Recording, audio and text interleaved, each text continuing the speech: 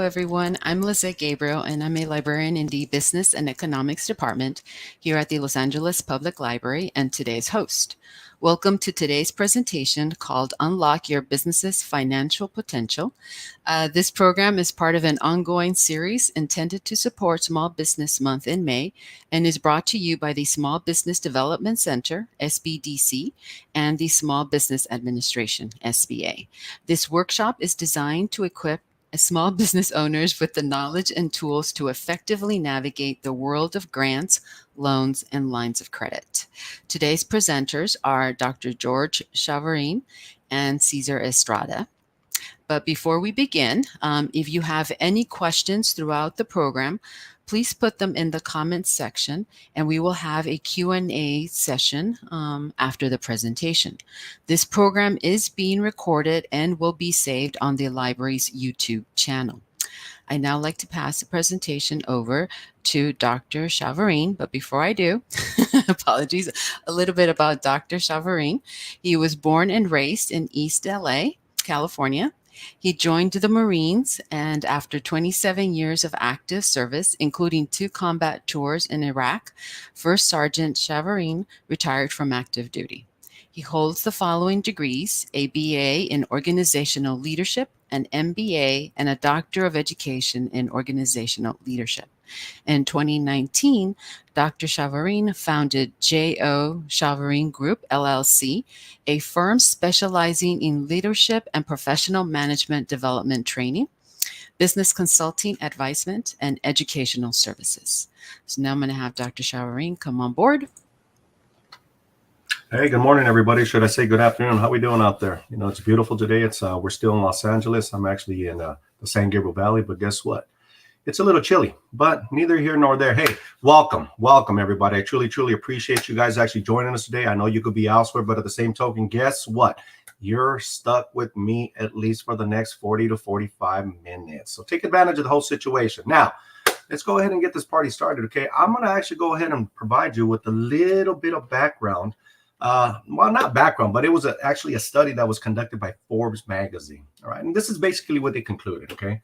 20 to 30% of new businesses do not survive beyond their 3-year mark, and nearly 50% fail within the first 5 years.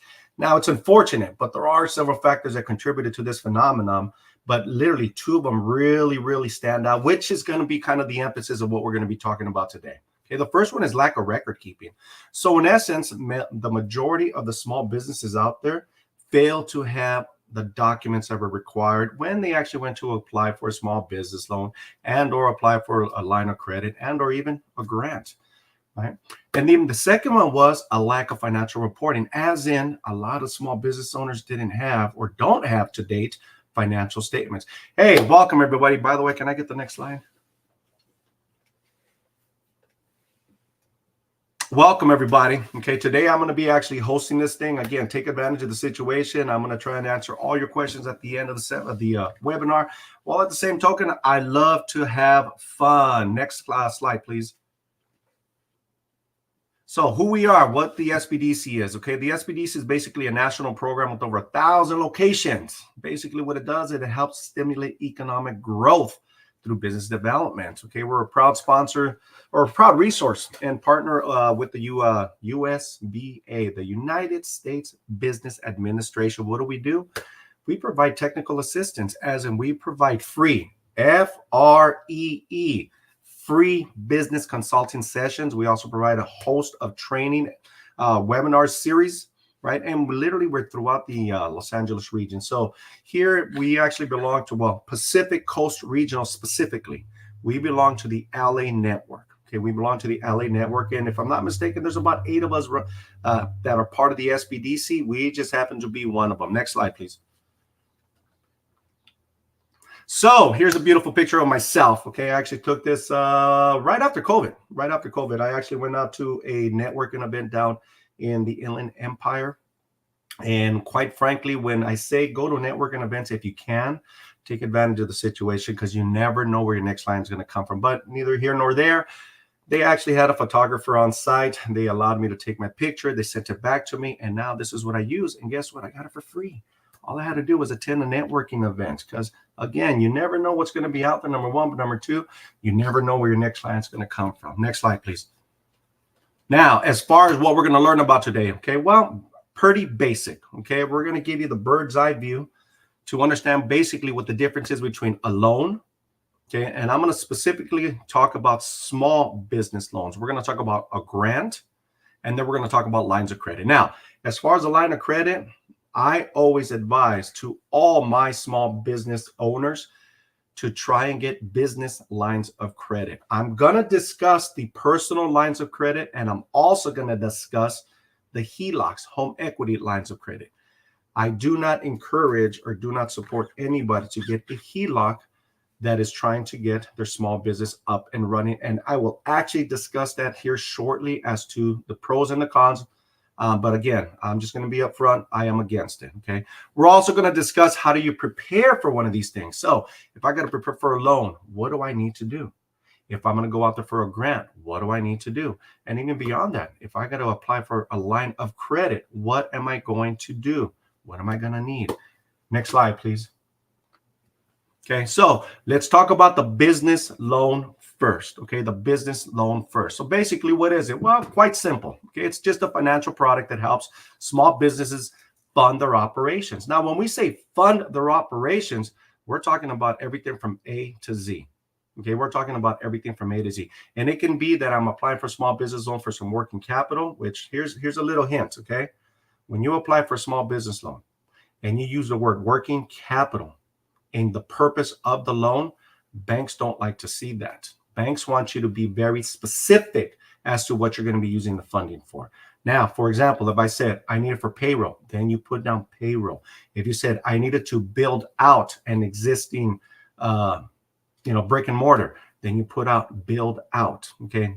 Try to limit the use of working capital when you go to apply for a small business loan. Again, banks really don't like to see that. Okay. Now, there are two types of loans out there, or should I say two revenues, or should I say two streams that are actually trying to get a loan. Number one is what they call direct lending. This is where you actually go to the bank and you put in an application and try to acquire a small business loan. Here's the deal though. Most small banks, in order to reduce and mitigate, their risk, they're going to try and find an SBA loan program to facilitate. Okay.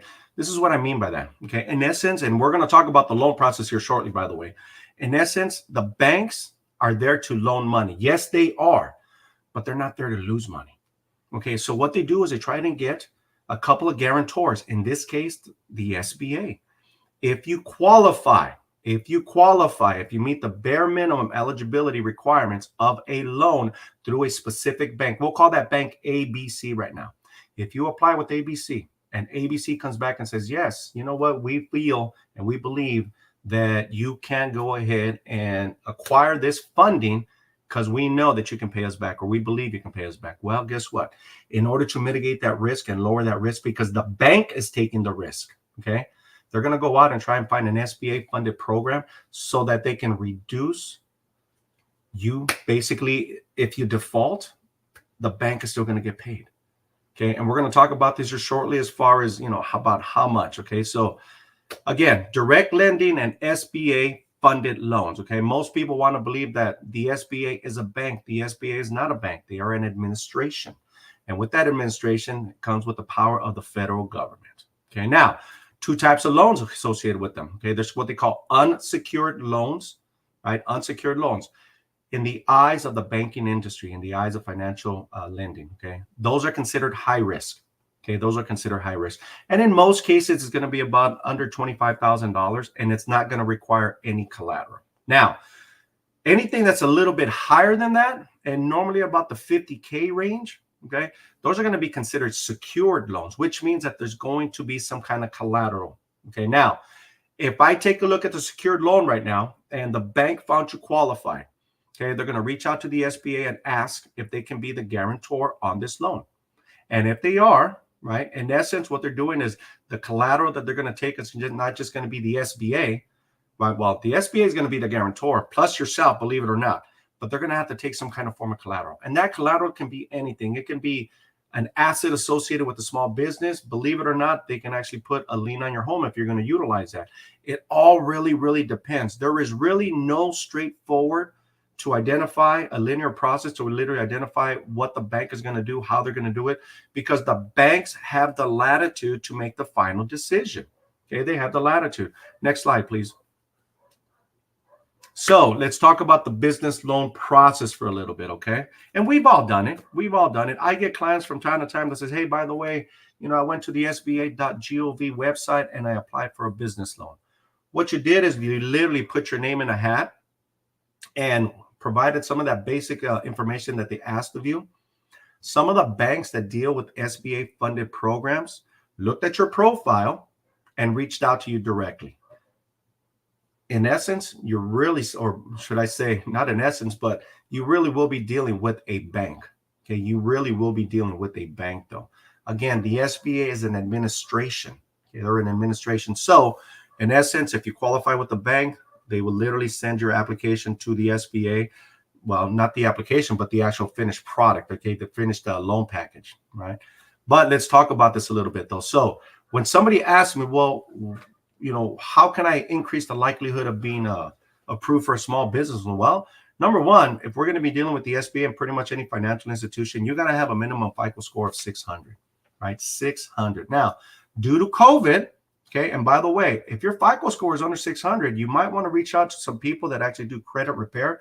There's a lot of new laws that went into play, which actually can help you to up your score if you got some derogatory remarks in it, okay? If you need assistance with that, you can reach out to an SBDC. Trust me, they will help you with that. So the bottom line right now, it's at 600.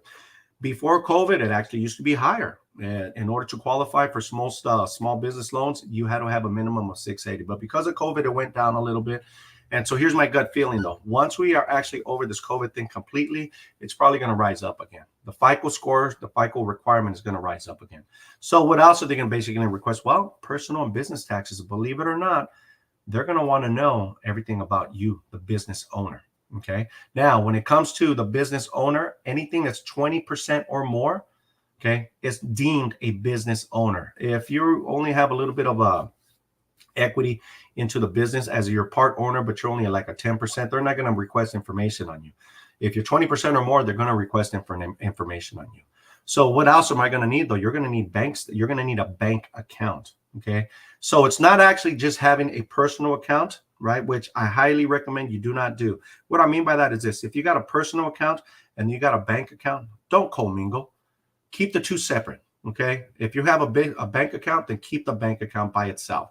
In order to get that bank account, what you're going to need is, depending on the type of structure that you're going to open up, but it's going to be 99% of the time, it's going to be an EIN letter, right? So when you set up your business, okay, when you set it up, whether it's going to be as a sole proprietor under a fictitious business name and or an LLC and or a C corporation. People always say I'm an S corporation if they are. S corporation is a tax strategy. Okay, you are either LLC or C corporation in that regard. So in essence, they're going to request a business document that basically says, hey, the business is up and alive. Okay, and they're going to request the EIN letter from the IRS. Then you can go to the bank and open up a bank account. They're also going to request something called financial statements. If you're not aware of what financial statements are, in essence, every small business has 3 financial statements associated with their small business. They have what they call the balance sheet, which basically lists what the business owns, what it owes on, and its net worth. Equity is another word for it, okay? They're going to ask for the profit and loss statement. Sometimes they'll call it the income statement. Sometimes they call it the P&L. Sometimes they call it the earnings statement. Basically, all that does is just list how much the company generated as far as the revenue is concerned and the expenses associated with generating that revenue. And then in most cases, they're also going to ask for what they call the cash flow statement. Where did the monies of the business come from? So again, with the financial statements, 3 documents that they're going to be requesting. Okay. Legal business structure, kind of touched on that already. You're going to need to go ahead and register your business. Okay. You're going to have to register your business. If you're going to be operating under a fictitious business name, you're going to have to go through the county. If you're going to open up an LLC and or a C corporation, you're going to have to go through the Secretary of State. Okay. You're also going to need what they call a business plan. Now, if you've been operational for about a year to 2, Okay, you can actually get away with just providing an executive summary, which is a summation of the business plan as a whole. Okay, but you will require some kind of a business plan supported by cash flow projections. Cash flow projections is basically saying, if I allow you to borrow this money, what's the future going to look like? So, for example, if the bank allowed you, or a lending institution says, hey, we're going to go ahead and provide you with $50,000 worth of capital. Okay, so tell me how you're going to utilize those $50,000 and then show me what it's going to look like in the future as far as the revenues are concerned, the expenses, but the bottom line number, the net profits, that's what they really want to see. And then you're also going to need a business license and or permit. Now, if you are in the professional services, as in if you have a license from the state, as in from the state of California, you fall under a board of some sort. Okay. Contractors, for example, fall under the contractors board. Okay. Anything that's associated with the medical behavioral therapists, they fall under a specific board. You're going to have to submit your professional license as well. Okay. Next slide, please. All right. So the business loan process, this is literally, I'm going to provide you like with the bird's eye view of what's going to happen as soon as you apply. Now, keep in mind this, okay? When the bank says it'll take us 60 days to go ahead and process the loan, the 60 days actually starts when the complete package is actually with the loan specialist, okay, with the loan specialist. So if you apply, and then it takes you about a month and a half to go ahead and then provide all the documents, well, from the month and a half, 2 more months is literally when they're going to process that loan, which if you qualify, that's when you would actually get the funding, okay? If you apply, and in some cases after the 60-day mark, the bank may reach out to you and say, hey, by the way, you're going to have to go ahead and reapply because they have a window whereby they have to go ahead and ensure that all the documents are actually in place. So initially what will happen is this: you apply, okay, the application stage. You're going to fill out a basic application with basic information. They're going to ask about the business and the owners, right? Give us a little bit of insight about the business. What is it that you guys do? Are you service sector? Are you a manufacturer? You know, where do you fall in? And then they're going to ask about information for anybody that's a 20% owner or more, okay? Because what's going to happen is they're going to request something called a personal financial statement of those individuals. And in essence, what they're doing is they're asking about the assets associated with you, the person, your liabilities, which is another word for saying your bills, right? The equity, which is basically your net worth, okay? And then any kind of incomes and or expenses that you actually have. In essence, what they're doing is they're taking a look at you, the person, to try to figure out if you're going to meet something called the debt to income ratio, which I'm going to talk about here shortly. On top of the debt to income ratio, they're going to see if you can afford additional debt, right? What's your financial responsibilities look like? Have you made all your payments on time? Do you have any outstanding debt that was declared a bankruptcy or something along those lines? They're going to go ahead during another phase and pull your credit reporting. On your credit report, it's going to show everything. Okay. So again, with the personal financial statement, it's going to showcase the financial behavior of you, the person, if you can take on additional debt. And in essence, if you can meet the requirements of the bank to say, hey, you know, as far as my financial history goes, I'm good. You know, I've never missed any payments. My utilization, they call it a credit utilization ratio, is under 30%. And if you take a look at my debt to income ratio, I can take on additional debt. In essence, what you're doing is you're providing a lot of confidence to the lender. You're basically telling them, hey, look, I'm qualified. I can take on debt. Okay. Again, in the application stage, though, you're going to have to describe the purpose of the loan. Now, remember the little hint that I just gave you. Don't just say, I need working capital. The lending institutions want to know what you're going to use that capital for. Again, if it's going to be for payroll, then we put payroll. If we're going to use marketing, then we put marketing. If it's going to be used for, to purchase assets, equipment, then we put down, hey, we're going to purchase the following assets associated with my small business. Okay. As far as the documents that are required, kind of talked about it already, but let's go over it. Okay. They're going to request for your personal and business tax returns. Here's the second bit of advice that I'm going to give you. Okay. When it comes to your business tax returns, okay, when it comes to your business tax returns. When they start when the lending institution starts taking a look at your past behavior, your financial behavior, they're going to make sure that the P&Ls associated with your small business, okay, the P&Ls associated with your small business actually align with your tax returns, okay, with your tax returns. Unfortunately, right, or should I say fortunately, CPAs do a very, very good job. They are damn good at what they do with regards to lowering your personal, tax, okay, the amount of taxes that you're going to have to pay, not just your personal, but for your business. Now, the problem is that sometimes when the CPA has that conversation with the individual and this is, hey, you're going to owe $10,000 in taxes, right? And the CPA says, but I can go ahead and reduce your tax liability by adding a couple of write-offs. Okay, there's a huge difference between an operational expense and a write-off. Operational expense basically means that, hey, these are the day-to-day monies that are going out of my business because I need to generate revenue. Write-offs like mileage. Okay, mileage is a write-off. That's an amount of money that you can actually take during the tax season time to lower your tax liability. Okay, so again, what they're going to do is they're going to take a look at the P&L, the profit and loss statement of the small business.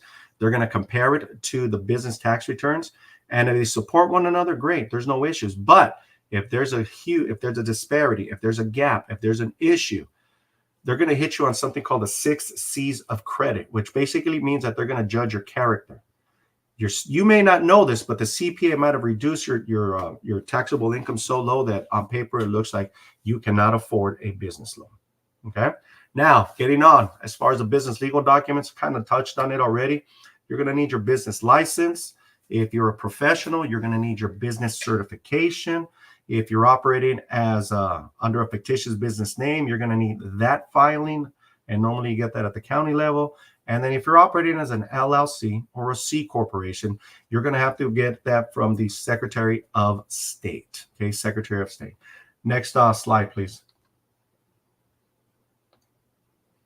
All right. Along with all the documents that I just spoke of, you also need to provide what they call an executive summary. If you've been in existence, okay, 1 year, 2 years, you can just supply an executive summary, which is a summation of a business plan. And in essence, all you're going to do is basically highlight the key components, the keys to quote unquote to success. Okay. In the executive summary, you'll actually provide some background of the business. You'll actually provide the problem that you believe is taking place, and then clearly you have the solution because this is why you're in business. Right? But you're going to talk about the keys to success, which is the value proposition. What are you offering that's so unique that people are going to want to purchase your product and or your service? You'll talk about the target. You'll talk about the competitive advantage that you have. You'll talk about your team, but they're really, really going to focus in on the financial highlights. How much are you requesting? How much of your own money are you going to put in as far as equity is concerned? They call that skin in the game. You're going to have to do what they call the cash flow projections, 1 to 2 years out, right? They're going to compare you to what they call industry benchmarks. So every small business has what they call an NAICS code associated with that small business. All it does is identify what industry you belong to. Okay. And during the loan process, what they're going to do is take a look at those industry benchmarks. They're going to compare them to yours. And if they align, no problem. If, however, there's a huge disparity, a gap, they might start asking questions. Okay. So better to be prepared than not to be prepared. Because if you fail to plan, if you fail to plan, plan to fail. Next slide, please. All right. So let's assume you got through the application process. Okay. You went through the loan specialist. Now you're actually going to go through the underwriter. Now, as far as the underwriter is concerned, now they're going to start pulling your credit scores. Okay. Your FICO score. Basically, they want to know if you're credit worthy. They're going to start to analyze the financial statements that you provided now. The biggest one that they're going to look at real quickly is what they call a debt to income ratio on the personal side of the house. Okay. And so in essence, what they're going to take a look at is how much debt do you have? How much additional debt are you going to have? And with all the monies that are coming into you, the person, can you afford the new business loan? Now, some people will say, well, I want it under my business. You know, it's a little bit more complex than that. Because if you're operating as a sole proprietor, if you're operating under a fictitious business name and or an LLC that's considered a disregarded entity, everything flows to your social security number. So when you do your taxes, guess what? All that information is there. Now, if you're operating as a C corporation tax as an S corp or an LLC tax as an S corp, it's a little bit different. They'll take a look at the business side of the house as well. But believe you me, they will take a look at your debt to income ratio. Okay. Now, as far as the business is concerned, they're going to take a look at the liquidity ratios, right? You've been in existence already. What's your gross profit margins look like? What's your net profit margins look like? What does your current ratio look like? These are all ratios that are going to be derived from the financial statements, the balance sheet, the profit and loss statement, and or the cash flow statement. So they're going to start pulling a bunch of ratios from that information, again, to see if you qualify. Remember what the banks are there to do. Okay. Yes, they are there to provide you with access to capital. However, they're going to try to mitigate that risk by ensuring that you can afford the loan. Okay, that you can afford the loan. Again, in most cases, with regards to a small business loan, they're going to ask for 10% of equity. Another way to put it is they're going to ask for a down payment. So if you're after $20,000, they're going to ask that you have about $2,000 in the bank account. And lastly, yes, they are going to compare you to the industry benchmarks. Next slide, please. Now, as far as the approval goes, well, guess what? The bank approved it. Again, they're going to they're going to try to mitigate the risk even more. They're going to see if they can actually find an SBA funded program that you qualify for, so that way, if you should default on the loan, the bank will actually not lose all the monies that they loaned out. Okay. But in essence, what will happen is if the SBA backed the loan that you have, if it's over 100 or if it's under $150,000, the bank will give back about $85,000. If it's over $150,000, the bank will give back about 75% of all the monies that were loaned out. Okay. As far as the time, though, this is where it gets a little bit even more convoluted. If the lending institution says we can get you funded in 60 days, well, when the SBA gets involved, guess what? Those 60 days just went into 90 days, maybe even 120 days. It's going to take that much longer. Okay. Now, if you're approved, then guess what? They'll disclose the interest rates to you. They'll disclose the repayment schedule to you. And they'll even talk about the collateral requirements if there's a collateral requirement. Next slide, please. All right. Small business grants. What is it? Basically, it's a sum of money given to a company by a donor to assist it to scale. Okay. This is what most of us want. And when I say most of us, I'm including myself because I am a small business owner. So why are they most favorable? Well, because literally it's just free money. Okay. To a certain degree. No, I don't have to pay it back. But at the same token, at the end of the year, I will receive something called a 1099, which basically means I have to pay taxes on the monies that I received that were quote unquote free, the grants. Okay, now, where can you locate some of these grants? Well, there's a lot of grants out there. Okay, the key thing to do is to research, though. If we're talking about the federal level, you can actually go to grants.gov, but you have to go ahead and be registered under sam.gov first. At the federal level, you're probably going to be required to have a grant writer, somebody that actually knows how to read the grant and then answer to the questions of the grant, right? A grant writer. At the state level, you may or may not require a grant writer. It really just depends on the type of grant, right? And you can actually go to grants.ca.gov and or microbizinsocal.org. There's a lot of grants that are listed on there. The idea for you, again, is to research. And then even at the regional and local level, we do have some. There are some grants that are out there. The ones that I always go to is lacounty.gov. Next slide, please.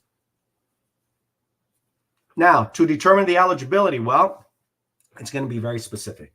The grants are going to be very specific to the type of business that's being supported, right? To the type of business that's being supported.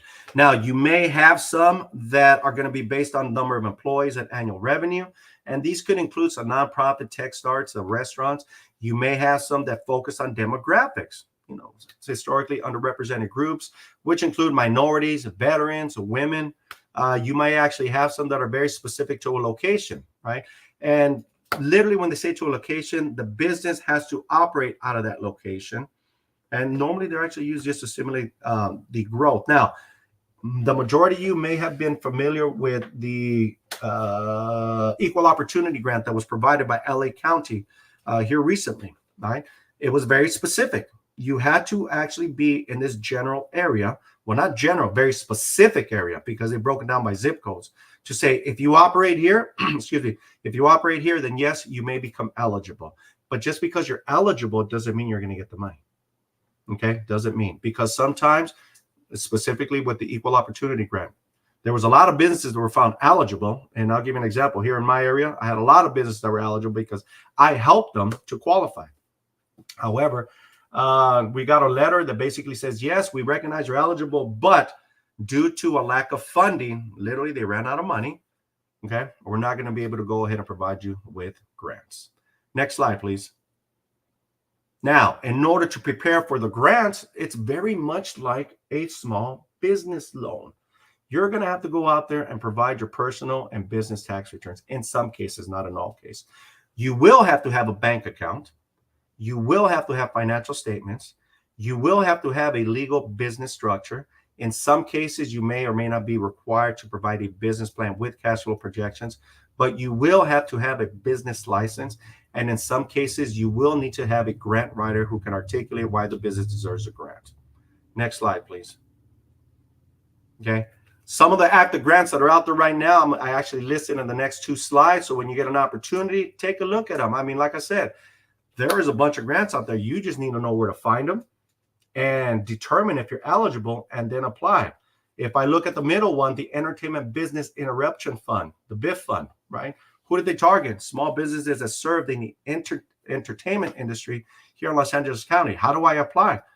Well, the URL is right there. You know, grants for women. Amber Grant for women. Well, guess what? They do that on a monthly basis. Who do they target? Women. Women-owned small businesses. The URL is right there. Next slide, please. You know, another active grant that's out there, the Verizon Business Digital Ready Grant. Well, guess what? Who are they targeting? Historically underserved communities. URL is there. H&R Block actually has a grant that I just found out about. Who are they targeting? Women-owned businesses. LegalZoom has a grant that's out there right now. Who are they targeting?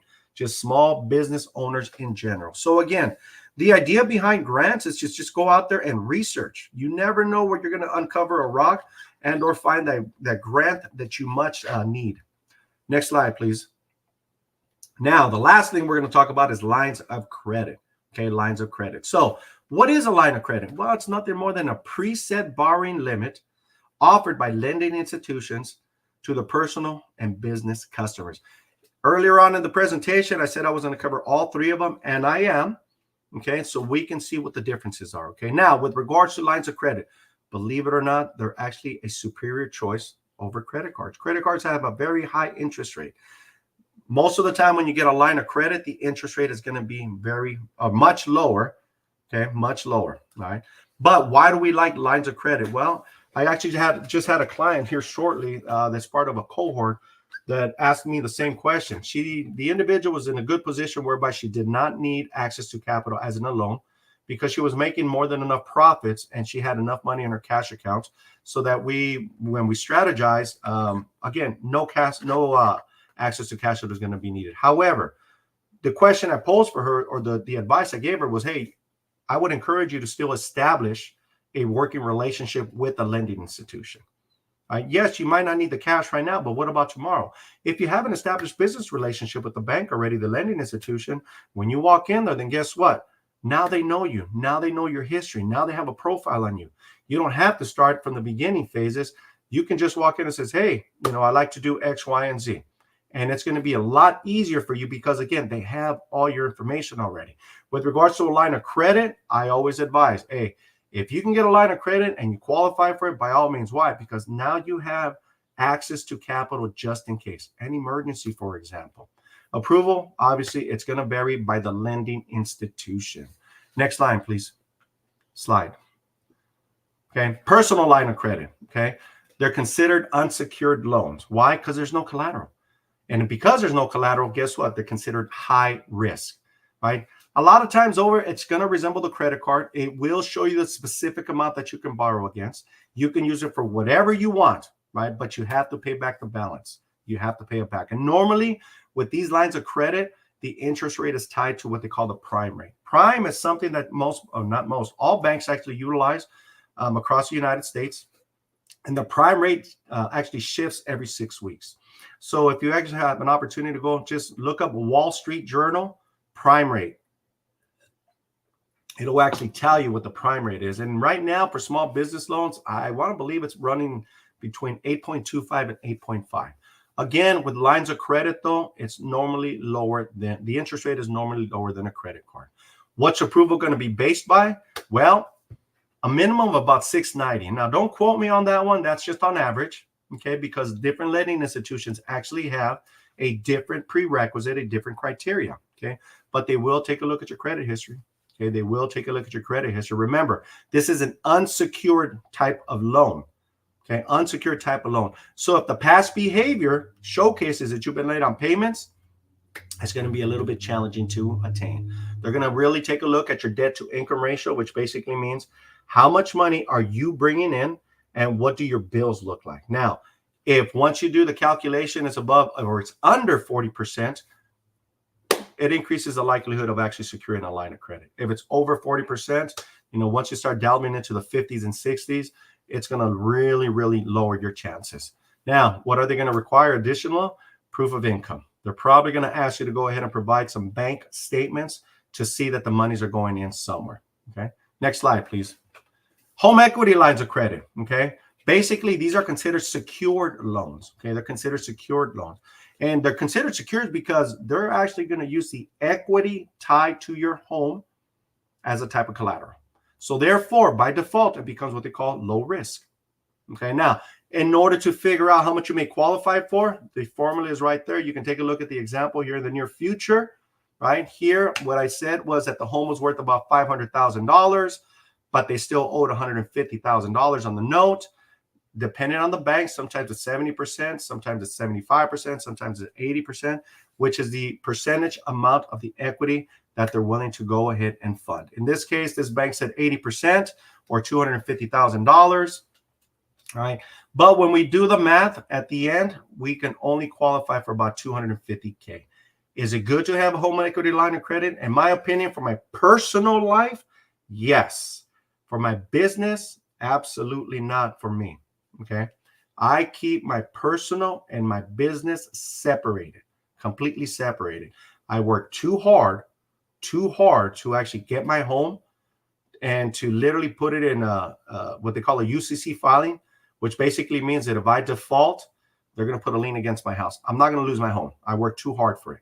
Okay. Now, what is the approval going to be based on? Normally with home equity lines of credit, the interest rate, the minimum FICO score is going to be just a tad bit lower. The debt to income ratio is going to be about 40%. Same thing. And guess what? They're going to ask for proof of income once again. Next slide, please. Now, business lines of credit, it's a little bit different. Okay. Business lines of credit, in essence, with this one, they're considered unsecured loans. Okay. Which means that there's no collateral, which means that the risk is going to be high. Yes, it does resemble a credit card like the other one did, like the personal line of credit. Okay. But the difference here is that with a business line of credit, the actual interest rate will be higher than a home equity line of credit. Okay. Now, as far as your approval, well, you're going to have to submit documents, personal and business tax returns. FICO score at a minimum about 650, but it's going to be dependent on the lending institution. You will need a bank account and you will need financial statements. In addition to that, believe it or not, when you start going after the business lines of credit, you're going to have to apply for something called a DUNS number, which is Duns and Bradstreet number. And then once you do that, you can start applying for business credit with different organizations. For example, Lowe's, you can apply for their business credit card, which means that, believe it or not, you're just going to get an American Express that actually has Lowe's on it. You can go to Home Depot, they have business. You can go to Costco, they have business. You can go to Walmart, they have business. In essence, if you start establishing business lines of credit, you're just going to be going ahead and opening up a different credit with the large corporations so that you start building up your business profile. Okay, your business profile. Next slide, please. Now, a summary. Okay. Again, grants are free money. Okay, grants are free money, but in most cases, you're still going to have about the same requirements that's going to be needed for a business line of credit and or a business loan. Now, here is a side-by-side summation of literally what the difference between the business line of credit and the business loan on average, okay? On average. So when we take a look at the interest rate, the business lines of credit, guess what? They're going to be variable, which means that they're going to fluctuate, okay? With regards to a business loan, it's fixed. It'll never change, right? If you actually got a business loan at 10.25%, then guess what? It's going to be 10.25% for the term of the loan. With business lines of credit, you can actually replenish as you pay, which basically means that if I have a $15,000 line of credit and I utilize only $2,000 of it, I still have access to $13,000. As long as I repay out that $2,000, then it goes back to the $15,000. With the business loan, there is no replenish. Okay, as far as the business line of credit, you only pay for what you draw. I just showed you that example. If I pulled out $2,000, I'm going to pay out on $2,000. With the business loan, well, you got to pay back the entire lump sum that you pulled out. Okay, so if you borrowed $15,000, then you got to pay back $15,000. Business lines of credit, normally they don't have pre-penalty penalties. The business loan, however, does. Now, as far as needs are concerned, business lines of credit are great to bridge gaps because they allow you latitude to go ahead and meet your short-term needs. With regards to a business loan, well, you get better interest rate with the business loan. So therefore, this is tailored towards long-term needs. Now, as far as the combination of the two, where they actually meet, with regards to business lines of credit and business loans, okay, they do require monthly payments. If you ever see weekly payments, run, okay? Normally, when we start talking about weekly payments, you're talking about MCA loans, okay? Do not take those. And you know what those are because there's probably some given point in time in your past, if you had your business already, you received an email, you received a phone call, you received a letter that says, hey, by the way, we can guarantee you $75,000 in 3 days. One of my mentors used to tell me this: if it's too good to be true, it is. Those are considered MCA loans, merchant account loans. Run away from them, okay? This is my professional advice. Run away from it. In situations like that, what will happen is this, okay? You're going to get the loan. Yes, you'll get the $75,000 in 3 days, right? But a lot of times over, what we will not recognize is because we actually made a decision based on emotion as opposed to logic, okay? When we start making our first payment, we're going to notice that it might be daily, which means you will have to make a daily payment. And I've had clients like that in the past. Weekly, you will have to make a weekly payment. Bi-weekly, monthly, it just depends on the terms. Okay, it depends on the terms. And yes, I have had numerous clients that have actually stepped on that landmine. They got an MCA loan and I couldn't get them out of it. All right. So again, I encourage you that if you see those kinds of things, just be very, very careful. Okay. With regards to the similarity between the business line of credit and the business loan, they both come with an approval limit, whether it's $15,000, $20,000, $25,000, whatever it is that you qualify for. They can be secured or unsecured based on the lender. Again, if it's going to be under $25,000, it may be unsecured. If it's over $50,000, it will be secured, right? Which secured basically means type of collateral, and they can be used anytime. Next slide, please. So on this last slide, I think it's going to be crucial for you to understand what we need to do because it's a side-by-side comparison of a loan, the grant, and the line of credit. Okay, so when we start talking about the business structure, how did I set it up? Well, guess what? You have to be legal, which means that it doesn't matter if you're going to seek access to a loan, to a grant, or a line of credit, you're going to need the business documents. Whether you're operating as a sole proprietor, under a fictitious business name, as an LLC, as a C corporation, as a C corporation taxed as an S corporation, as an LLC taxed as an S corporation, as a limited partnership, the list just goes on and on and on. Okay, you're going to need business documents. You're going to need personal taxes for the loan. You will be a guarantor.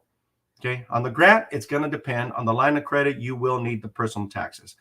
Business tax returns, again, with the loan, you will need it. Okay, on the grant, you may or may not need it. The line of credit, you will need it. Financial statements, you're going to need it for all three. Okay, there's no ifs, ands, or buts about it. The bank account, you're going to need it for all three. Okay, business permits, you're going to need it for all three. As far as the business plan is concerned, if you're seeking access to capital in the form of a loan, you will need it. If you've been in existence, you might get away. Well, you can get away with an executive summary. As far as the grant is concerned, you're not going to need. Well, it's going to really depend. Okay, and the line of credit, again, it's going to depend.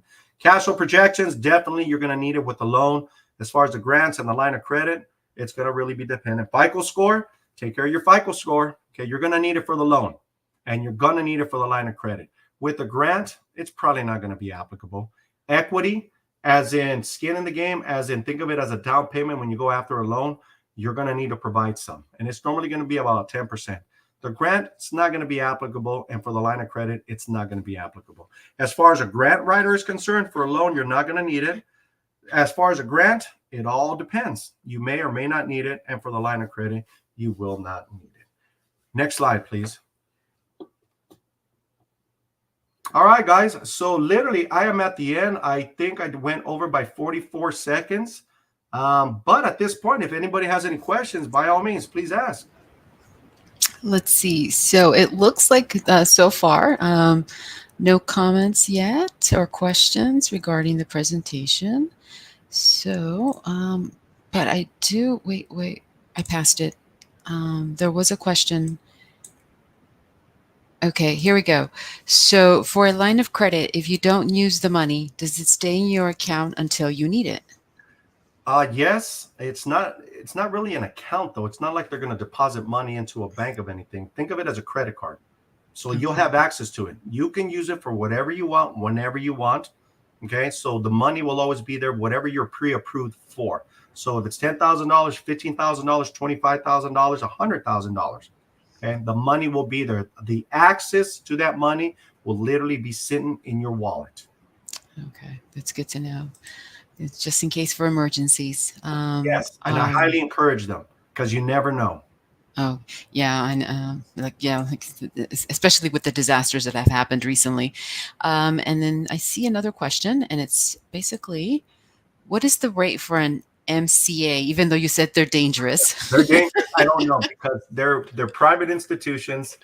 I can't tell you this though. Okay, I can't tell you this. They're going to be more expensive than your traditional bank. Mm-hmm.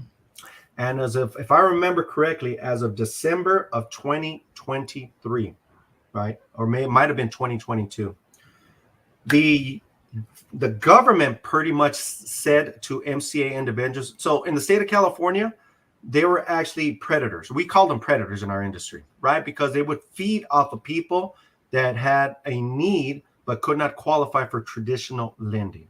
Now, that need, basically what you're doing is making decisions based on emotion, not logic anymore.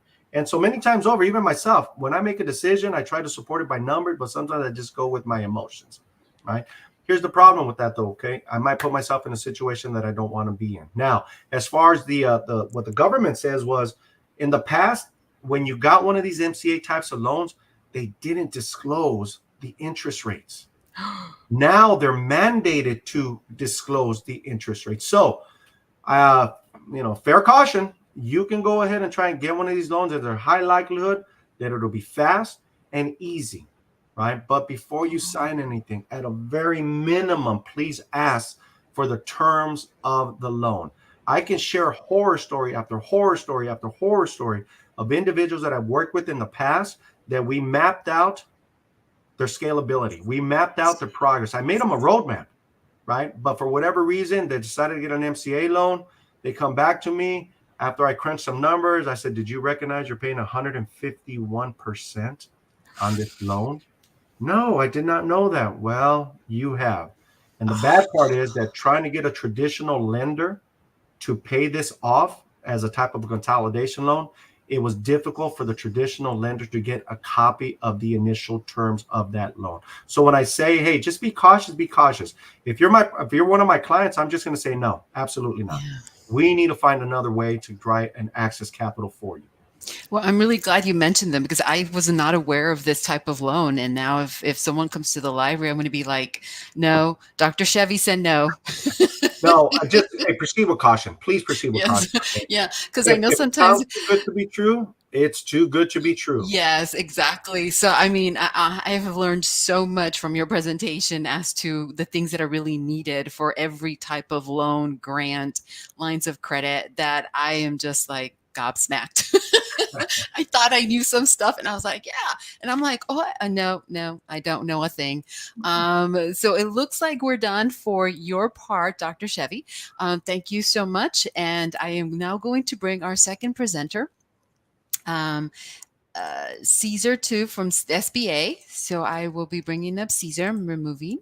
So thank you, Caesar, for being so patient. And it's now your part of the presentation and talk to us about SBA resources. And I will remove myself now. Thank you, Lisette, and thank you, Los Angeles Public Library, for hosting this. I learned a lot as well from that presentation. There's a lot about access to capital. My job here, I'm just going to share with you some resources that we have here at the SBA, the Small Business Administration. My name is Cesar Estrada. I'm a marketing and outreach specialist for the Los Angeles District Office. And the doctor was with one of our small business development centers that we fund, which is the Pacific Coast Regional, SBDC, but we have many other ones. And I just want to share that with you. It's a short presentation. I am going to share my screen really quickly here. Let's see here.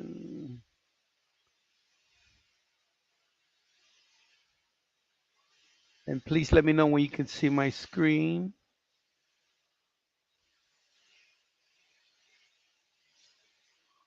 And we're going to start. So the SBA, Small Business Administration, we help businesses start to ignite change and spark action. Small business can confidently start, grow, expand, and recover. We do this through a resource partner network. The SBA Resource Partner Network. This is where the SBA does grants. We give grants to these organizations so they can operate and provide to you free consultations, free mentoring, free counseling, free training. I only have a few minutes here, so I'm going to go through this website. This is like which resource partner is right for you. I know being here in LA, it's hard to get around town, so we have a lot of them covering our three counties. Our district office covers Los Angeles County, Santa Barbara County, and Ventura County. So we have these. One of them is SCORE. SCORE Mentors. The RE stands for Retired Executives. These are people that mentor and offer advice. You can go to score.org and find a mentor in your specific industry for your specific type of job that you have. You can find a mentor that can help you navigate growing your business, starting a business.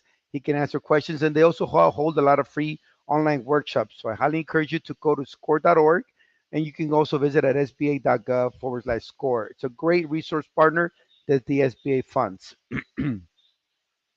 The second one, you just met one of them, is the small business development centers. We have about 7 small business development centers located around LA County. But depending on where you're visiting us from, the best website to visit is californiasbdc.org. And you can find the nearest one here in the state of California. But we have one in Long Beach. We have one in Laverne, Pasadena City College, Santa Clarita, Camarillo, and Pacific Coast College. That's the sixth one. And then we have one, Centro de Negocios, which is for our Spanish speaking community. It says SBDC, Centro de Negocios, which is located in East Los Angeles. They offer free business consultations, just like the great presentation that you want. They just did one, but we do access to capital, government contracting, counseling, free workshops on all types of business aspects like e-marketing, e-commerce, QuickBooks, and so visit one of these websites or California SBDC, find the nearest one, and connect with them. The next one is our women's business centers. They're there to empower women entrepreneurs who still face unique obstacles in the business world. We have, I believe now we have about 7 women's business centers in LA County. We just got funded for 3 new ones, so it's very exciting news for us. But they offer similar services as the small business development centers. They're not competing with them. They're there to empower women entrepreneurs. So if you're a women entrepreneur out there and you need resources, I highly encourage you to connect with the one nearest you. Here's the website to find the nearest one, californiawbc.org, to find the nearest one for you. And also they do help gentlemen out. So if you're a gentleman close to one of those, you can certainly ask for their assistance as well. And the last resource partner that we fund where you can get free mentoring, free counseling is the Veterans Business Outreach Center. This is for our military community, which would be our veterans of any era, our National Guard, our reservists, and our military spouses. They offer similar services as the Women's Business Center, as the Small Business Development Center, but they're there to empower veteran entrepreneurs as well. They offer free counseling, free mentoring, free training, assistance while they transition to civilian life. And we have one here in LA. It's the lavbog.org. That is their website. I highly encourage you to visit them and contact them and get a counselor from there. And then this is our contact information here at the LA District Office, lado at sba.gov. That's our direct line. You can always call us. I answer the calls sometimes, and I also respond to those emails. We respond to them on a daily basis. And here's my contact information. If you have any questions about this presentation or anything that went over, I'd love to have a conversation with you. Again, Cesar Estrada, Outreach and Marketing Specialist here at the LA District Office. That is my direct line here at the office, 213-634-3797, and my email, caesar.estrada at sba.gov. Thank you very much. I think that's my time. I'll stop sharing.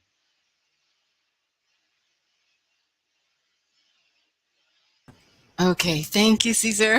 I'm so sorry for we had some issues with your presentation. so, I'm so sorry. So apologies to all of you who are watching. Hopefully you heard all the great resources. But we will have, as Caesar said, the presentation is available. And if I got your email correctly, it's caesar.estrada at sba.gov. Okay. Okay, perfect.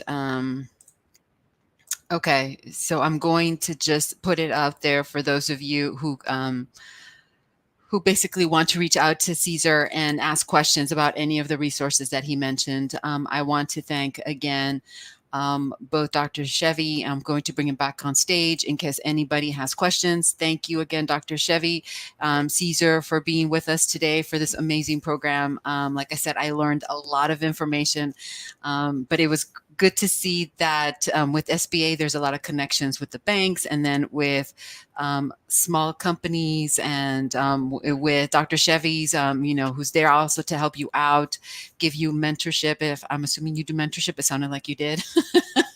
So there's that. And what else can I say? Oh, yes, before I forget, if you didn't get a chance to see this program from the very beginning, please be aware that it is being recorded and saved on the library's YouTube channel. So don't freak out if you missed any parts of this. It is there. It will stay there until admin decides to remove us. But in the meantime, please take advantage of it. Take advantage of all the information that was shared today.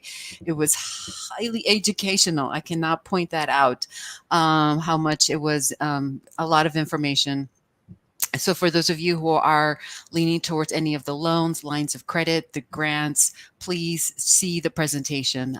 You will not regret it. And with that being said, thank you again to the both of you and to all of you out there who saw us today. I'm exactly on time. So thank you again, and have a great afternoon. Bye, everybody. Thank you again. Bye bye, everybody.